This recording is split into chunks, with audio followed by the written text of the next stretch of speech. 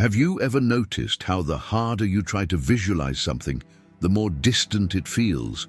Like you picture it perfectly, you feel the emotion, you repeat the affirmations, and somehow life pushes back. Maybe you've even experienced strange moments around this, a flash of déjà vu, a synchronicity that almost worked but didn't, or that unsettling feeling that reality glitched for a second and then snapped back the wrong way.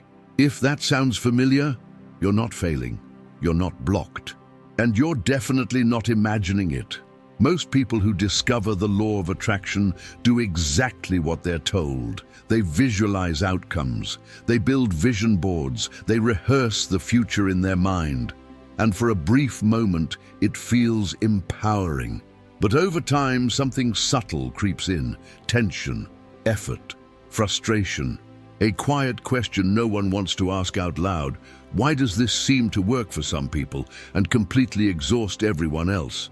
If you're feeling that, this video is for you, because what's happening isn't spiritual weakness. It's a misunderstanding of how quantum consciousness actually interacts with hidden reality. Here's the promise, and it may challenge what you believe. Visualization itself isn't the problem. It's how most people are visualizing that's quietly working against them. There is a scientific reason why 99% of people are using the law of attraction in a way that creates resistance instead of results. And it has nothing to do with positivity, belief, or effort. It has everything to do with observation, perception, and the way the quantum field responds to awareness long before desire even enters the picture. Stay with me, because in the next moment we're going to step away from motivational advice and look directly at what physics and consciousness research reveal about why visualizing the wrong way can actually collapse possibility, and why the shift that changes everything happens before thought, not after. Before we go any further, pause for a moment and notice what just resonated. If you've ever felt that subtle resistance while visualizing, leave a mark. In the comments, write the single word resistance, not an explanation, just the word. When many people name the same experience in one place, a pattern becomes visible, and this channel is about recognizing patterns rather than denying them. When you press like on this video, understand it as a collective signal. You're telling the system that conversations about hidden reality, quantum consciousness, and spiritual awakening deserve space to surface instead of being drowned out by noise. And if you choose to subscribe, see it for what it is: an entry into a focused inquiry with others who are done forcing outcomes and ready to understand how perception actually works. Now stay with me, because to see why visualization backfires for so many people, we need to look at what science reveals about observation itself and what happens in the mind and body before intention even forms. Now we need to ground this in something real, because the mistake most people make with visualization didn't start in spirituality. It started with a misunderstanding of physics. In 1978, theoretical physicist John Archibald Wheeler at Princeton University proposed what later became known as the delayed choice experiment, a refinement of the classic double-slit experiment.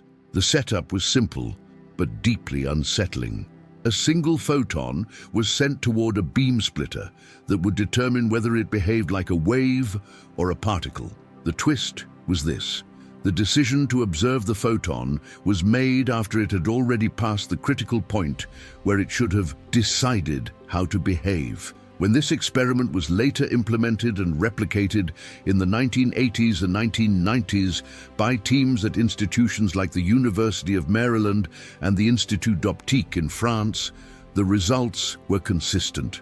The photon behaved as if the future act of observation influenced its past behavior, not symbolically, not philosophically, measurably. The observer effect wasn't just about disturbance anymore. It suggested that the quantum field does not finalize outcomes until observation occurs. Reality, at its most fundamental level, remained open until it was observed. Before we go any further, pause here. If you've ever noticed that things seem to fall apart the moment you obsess over them, or that opportunities appear when you stop trying to control every detail, this is where that experience starts to make sense.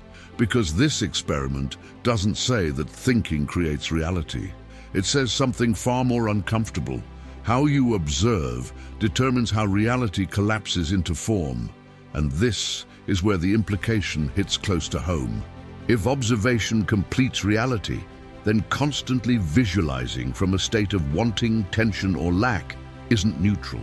It's an instruction. And that means you may have been collapsing possibilities the moment you tried to force them into existence. Not because you did it wrong, but because visualization without awareness changes the observer's position. Instead of opening probability, it narrows it. This is usually the moment people feel that internal snap, the wait, what realization. Because you've lived this. You've seen how imagining an outcome while emotionally bracing for disappointment seems to bring exactly that disappointment. That isn't bad luck. It's physics playing out through consciousness. And if that's true, then the real problem isn't visualization itself. It's the internal state from which observation is happening. Because in the next piece, we're going to look at why your body and subconscious decide that state long before your mind ever forms an intention. This is where the mistake behind visualization becomes embodied. In 1991, neuroscientist Antonio Damasio at the University of Iowa published research that quietly overturned how science understood decision-making and perception. Working with patients who had damage to emotional processing centers in the brain, Damasio found something deeply counterintuitive.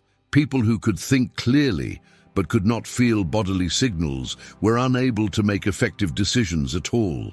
Logic alone wasn't enough. His work led to what is now known as the somatic marker hypothesis, the discovery that the subconscious mind uses bodily sensations as primary data long before conscious thought steps in.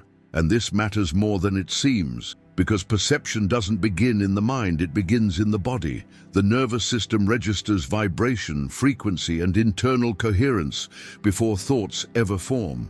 That tightening in your chest when you visualize something you're afraid to lose. The subtle pressure in your stomach when you imagine success but don't trust it. The shallow breath when you repeat affirmations while bracing for disappointment. These sensations aren't emotional side effects. They are signals shaping how reality is perceived and filtered.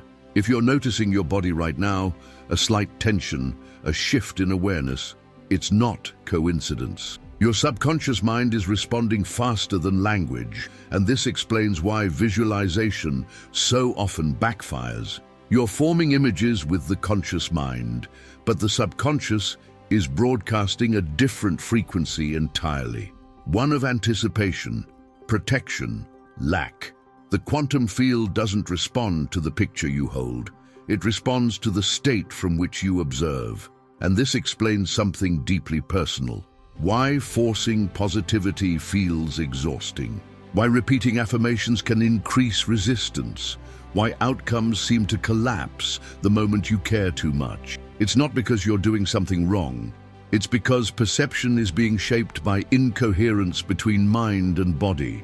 When vibration and subconscious expectation are misaligned, observation narrows, probability contracts, reality reflects resistance with precision. Think about moments when things seemed to work without effort, when you weren't visualizing at all, just present. Those weren't accidents. They were moments of coherence. And when coherence disappears, the body knows immediately. That's the discomfort people try to override with more technique. But technique doesn't change frequency. Awareness does. Stay with this for a moment. If there's a quiet recognition surfacing, that matters, because the next layer isn't about fixing visualization or learning a better method. It's about confronting the moment many people avoid, the realization of how long they've been observing life from tension rather than presence. And that's where things begin to feel uncomfortably honest. There's a moment in this process that almost no one prepares you for. It's not dramatic, and it doesn't look like failure from the outside. It's quiet. It's the loneliness that comes from doing everything you were told would work, and realizing slowly that something still isn't landing. People reach this point when they've read the books, watched the videos, stayed disciplined, and yet there's a private doubt they carry alone. A question that surfaces late at night when there's no motivation left to borrow. Why does this feel harder the more I try? The cost isn't just frustration, it's the feeling of being out of sync with life itself, of wondering whether you're missing something everyone else seems to understand. For many, that's the rupture. Not a breakdown, but a surrender they didn't plan on.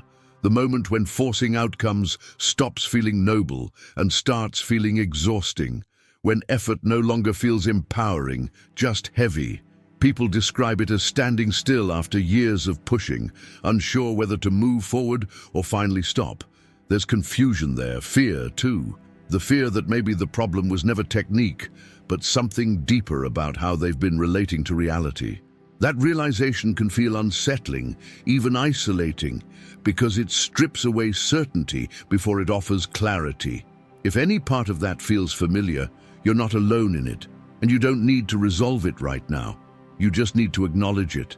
If this reflection touched something real, take a moment and mark it. In the comments, write one word that describes what you're feeling right now. Not a story, just the word. When others do the same, you'll see that this wasn't a private struggle. It was a shared one. And if you feel drawn to stay connected here, it's not about belief or commitment. It's about choosing to keep exploring from honesty instead of pressure. Because what comes next isn't about fixing yourself. It's about discovering what shifts when awareness stops fighting itself and begins to stand in its own place of power. What changes everything is realizing that the struggle was never a sign of failure. It was a sign of sensitivity. The very thing you may have judged as overthinking, hesitation, or inconsistency was actually perception operating ahead of instruction. As we moved through this together, a pattern revealed itself with precision. Physics showed us that the quantum observer participates in outcomes. Neuroscience showed us that perception is shaped by the body and subconscious mind before thought ever forms. And the thread connecting all of it leads to a single, reorganizing insight. Consciousness creates not by effort, but by position. Reality doesn't respond to what you want. It responds to where awareness is anchored. Right now, that insight isn't abstract. You can feel it if you pause. Notice your breathing, the way tension loosens when something finally aligns internally. That physical settling isn't relief, it's coherence. And if you're experiencing it, it means something important. The sense that you were doing it wrong was never the truth. What you were experiencing was perception without a framework. You were observing deeply, but without realizing that observation itself shapes probability. That's why forcing visualization felt draining. That's why effort seemed to backfire. The issue was never desire, it was orientation. This is where spiritual awakening stops being dramatic and becomes grounded. You're not waking up because you believe something new. You're waking up because you recognize a pattern you've lived inside for years. You belong here not because you agree with an idea, but because you felt reality respond differently depending on how present you were. That recognition creates a quiet form of belonging, one that doesn't require validation. And the empowerment that follows can feel unsettling because it removes excuses. The influence you've been searching for was never missing. It was active the entire time, shaping outcomes through perception, through frequency, through how awareness met each moment. And here's the part we don't resolve yet. If the quantum observer stabilizes reality through awareness, then there's a deeper question waiting beneath everything we've discussed. It has to do with how time, perception, and feedback may be looping through consciousness in ways most people never notice. That realization changes how you move forward, and it creates a quiet urgency. Because once awareness shifts, it doesn't wait. Something is already responding. The only question now is whether you meet that shift deliberately or let it pass unnoticed. Before this awareness fades back into habit, anchor it. In the comments, write the sentence, "I'm observing from coherence now," not as a statement for others, but as a conscious marker for yourself. Language stabilizes perception. When many people do this together, it creates a visible pattern of recognition, a signal that quantum consciousness is shifting from passive consumption into active awareness. Read what others write. You'll recognize yourself there because spiritual awakening doesn't happen alone. It happens in resonance. If this perspective feels precise rather than comforting, subscribe now, not to follow a personality, but to remain inside a space built for consciousness expansion, not distraction. This channel exists for people who sense that hidden reality responds to perception more than effort, and who are ready to explore that truth without simplifying it. Subscribing is how you stay aligned with this inquiry, deliberately and consistently. In the next video, we go deeper into what most teachings avoid. We'll explore why the quantum field appears to respond differently depending on when and how awareness observes, and what it means if reality has been feeding back to consciousness long before intention ever formed. Your consciousness brought you here. What happens now is your choice.